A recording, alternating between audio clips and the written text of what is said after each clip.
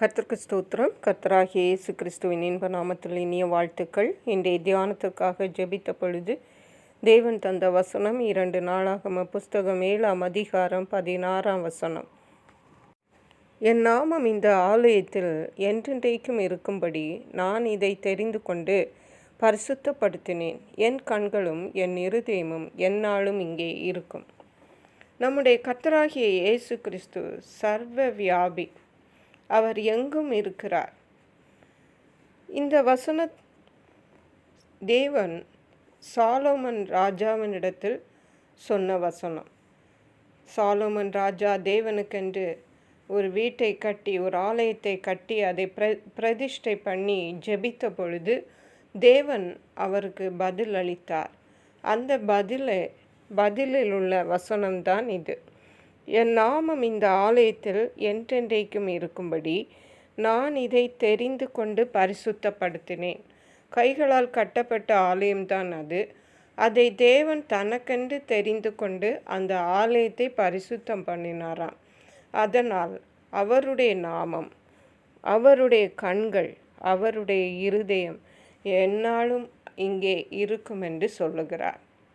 முந்தைய வசனத்தில் பார்க்கிறோம், இந்த ஸ்தலத்தில் செய்யப்படும் ஜெபத்திற்கு என் கண்கள் திறந்தவைகளும் என் செவிகள் கவனிக்கிறவைகளுமாயிருக்கும் என்று.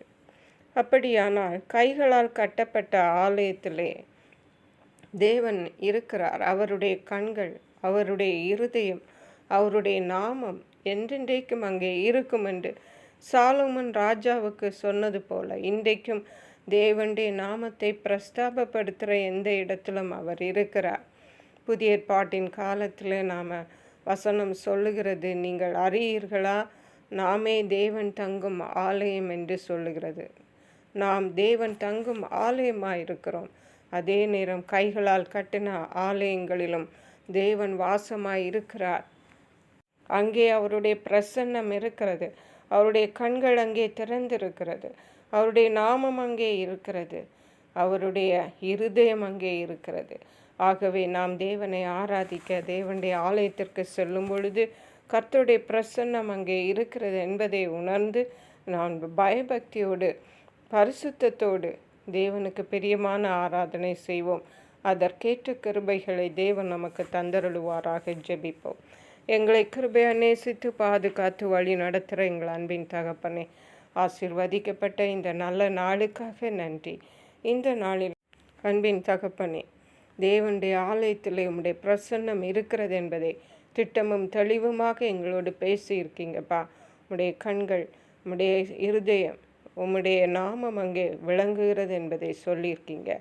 நாங்களும் தேவனுடைய ஆலயத்திலே வந்து கர்த்தரை ஆராதிக்கும் பொழுது தேவனுக்கேற்ற கனத்தை தந்து தேவனுக்கு பிரியமான பரிசுத்தமான ஆராதனை செய்ய பயபக்தியோடு ஆராதிக்க வேண்டிய கிருபைகளை தந்து வழி நடத்துவீராக. நன்றி பரிசுத்த ஆவியானவரே. துதி கனம் மகிமை உமக்கே செலுத்துகிறோம். மீட்பர் இரட்சகருமாகிய இயேசு கிறிஸ்துவின் இன்ப நாமத்தில் ஜெபிக்கிறோம் எங்கள் அன்புள்ள பரமபிதாவே. ஆமென். God bless you.